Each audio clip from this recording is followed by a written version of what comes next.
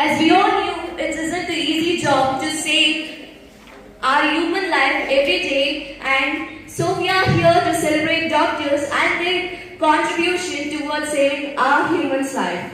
So I'd like to thank for giving me this wonderful opportunity to our Secretary Ma'am over the dais and our beloved guests present here, my dear teachers, my classmates, of course, my fellow juniors. I'm Kaushika from class 10B, and a very, very good afternoon to one all present over here. Have you heard the great Greek saying that is sound mind in a sound body? What does that mean? Sound mind in a sound body means that to have a healthy body with all the stabilized mind. So what we have to do, get a healthy body and stabilized mind. So of course it's our nutrition and some sort of healthy environment around us with all the healthy people to get a stabilized mind. So in the world of today, it's a quite challenge to get a nutritious food because all our veggies and fruits are grown using pesticides and chemicals.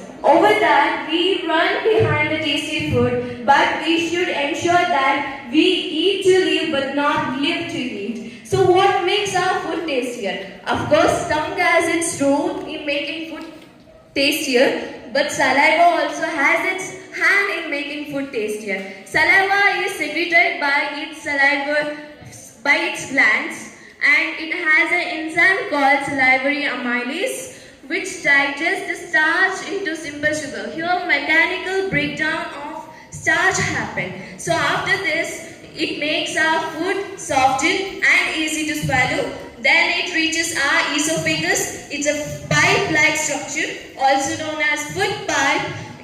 In that, muscles rhythmically contract to make the easy movement of food, and it's known as peristaltic movement. And it occurs all through the gut for the easy movement of food. So then it reaches our stomach. Stomach is a quite big organ. It expands when it gets food, and it has its own gastric juices to make food acidic. Do you know HCl? HCl is hydrochloric acid, which is also known as hydrogen chloride, which makes the food acidic and create an environment for pepsin to act on it. Pepsin is also an enzyme which digests the proteins. And aren't you wonder that we have acid in our stomach but it still isn't burning our stomach?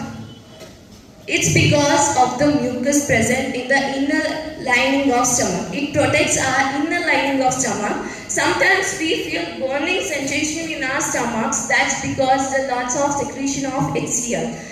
So when we don't eat food on time, HCl gets secreted lots. So that's why we have burning sensation. After this, it moves to small intestine. It's a site of complete digestion of protein, carbohydrates and fats. For this purpose, it gets juices from liver and pancreas. So we came to know that pepsin acts only when the food is acidic. But here in small intestine, the enzymes of pancreas acts on the food only when the nature of food is alkaline. So bile juice helps in making the food alkaline and also emulsification of fat.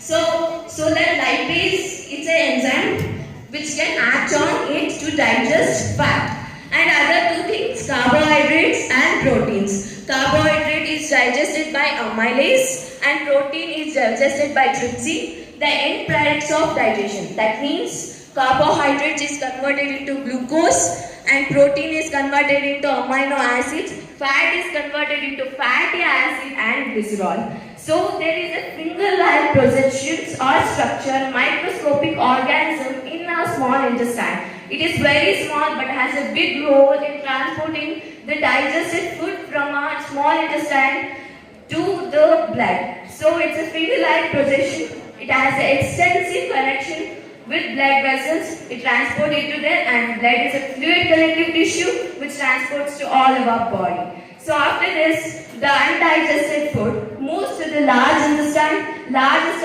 intestine, here there is no digestion occurs and absorption happens from the undigested food. The absorption of water. After this, it moves to the anus, and anus, the removal of, it's also known as digestion. So the removal of solid waste.